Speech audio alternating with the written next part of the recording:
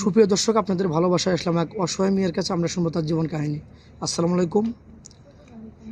হ্যাঁ আপু, কেমন আছেন? একটু জোরে কথা বলেন, আমাদের দর্শক বন্ধু শুনতে পায়, হয়তো ভাববো যে মেয়েটা কি একদম নার্ভাস, কথা আমরা শুনতে পাই না।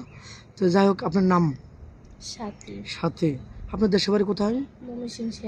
ময়মনসিংহ শেরপুর। আপনার ফ্যামিলিতে কে কে আছে আপু? আমার আম্মু আছে, আমার আব্বু আছে, একটা ছোট বোন আছে। আচ্ছা, ছোট বোন আর আপনি। আপনার বয়স কত? 22। 22। আপনার লেখাপড়া করছেন? হ্যাঁ, করছি।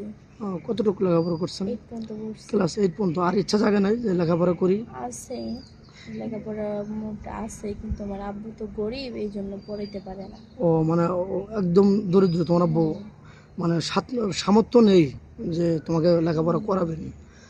যাই হোক, তুমি আমাদের ক্যামেরার সামনে আসছো বিয়ে সাথের জন্য, এই তো? তোমার বয়স কত বলছিলে?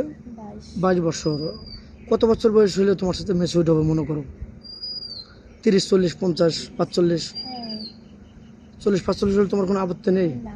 পরে যদি আবার আপত্তি করো, বিয়ার পরে যদি 1 মাস 2 মাস পরে যদি বলো যে আমি 1 লক্ষ টাকা যৌতুক লিখছি, আমি 1 লাখ টাকা ঘুরে দেন, আমি চলে যাবো, আপনার ভাত খাবো না, না, এমন কোনো কিছু হইবে না। এগুলো কথা বলবেন না? তবু না। সত্যি বলছো? হ্যাঁ। ও আচ্ছা, যাই হোক, অনেকে বলে এরকমভাবে হেউ প্রতিপন্ন করে, আমাদের চ্যানেলে বদনাম করে, এগুলো কিন্তু করা যাবে না।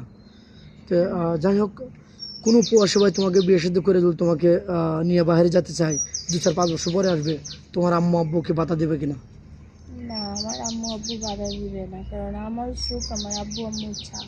ও আচ্ছা আচ্ছা, তাদের কোনো আপত্তি নেই, তুমি যেটা করবে ওটাই তাদের ওটাই তারা মেনে নেবে নাকি?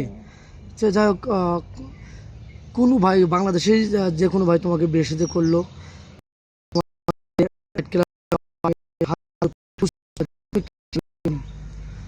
কিছু বলবো না, ওরে বুঝাবো। আগে বুঝাবে? অনেক সুন্দর কথা বলছো, আমি এটা আশা কারণ করছিলাম। এমন না তো ওই হ্যাঁ, আমি ঝগড়া করবো না এমন কিছু না, আমি ওরে বুঝাবো, বুঝাই হ্যাঁ যদি দেখি ওরে যদি ভালো বানাইতে পারি তাহলে তো ভালো হইবই।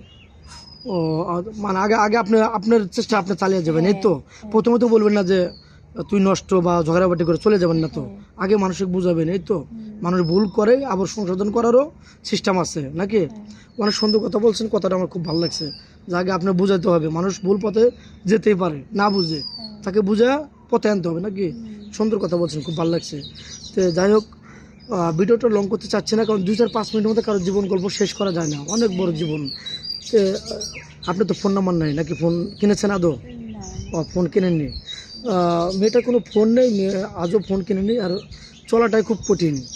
মানে তার বাবা অসুস্থ, আগে রিক্সা চালাতো, এখন রিক্সা চালাতে পারে না, সে ঘরে আছে। তো মেয়েটা কোনো ফোন নেই। আমাদের নাম্বার দেওয়া থাকবে ডিসপ্লেতে, স্ক্রিনশট করে পিকচারটা পাঠিয়ে দেবেন, আমি তাকে দেওয়ার চেষ্টা করব। ভালো থাকবেন, সুস্থ থাকবেন, এই বলে শেষ করে দিলাম। আল্লাহ হাফেজ।